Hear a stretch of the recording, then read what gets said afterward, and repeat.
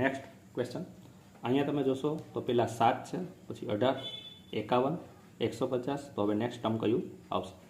તો અહીંયા આપણે લોજિક જોવા જઈએ તો શું છે, તો 7માંથી 18 બન્યા છે. તો 18 કઈ રીતે બન્યા છે? તો અહીંયા આપણે 7ના 3 ગણા કરીએ તો 7 તેરી 21. આ 21માંથી આપણે કેટલા કાઢી નાખીએ? 3 કાઢી નાખીએ તો આપણને કેટલા મળે છે? 18 મળે છે. સેમ વસ્તુ આપણે અહીંયા કરીએ તો 18ના આપણે 3 ગણા કરીએ તો 18 તેરી 54. 54માંથી આપણે 3 કાઢશું તો કેટલા આવશે? 51 આવશે. ક્લિયર? તો અહીંયા આપણને પેટર્ન મળી ગઈ છે. પહેલાં 3 ગણા કરવાના અને એમાંથી આપણે 3 બાદ કરવાના છે. સેમ વસ્તુ આપણે અહીંયા કરીએ તો કે 51 ગુણ્યા 3 તો અહીંયા કેટલા થશે? અને એમાંથી આપણે 3 બાદ કરવાના છે તો 153માંથી આપણે 3 બાદ કરીએ તો કેટલા મળશે આપણને? 150 મળશે. તો હવે અહીંયા 150ના આપણે 3 ગણા કરવાના છે. 150ના આપણે 3 ગણા કરશું તો 15 તેરી 45, 450 થશે. પણ એમાંથી આપણે કેટલા બાદ કરવાના છે? તો કે 3 બાદ કરવાના છે.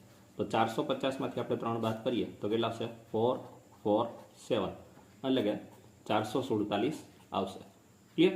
તો અહીંયા જે ખોટી સંખ્યા છે ત્યાં આપણે કેટલા મૂકવાના છે? 447 મૂકવાના છે. ક્લિયર? તો શું કર્યું અહીંયા? ગુણ્યા 3 -3. તો આ પેટર્ન અહીંયા ફોલો થવાની છે.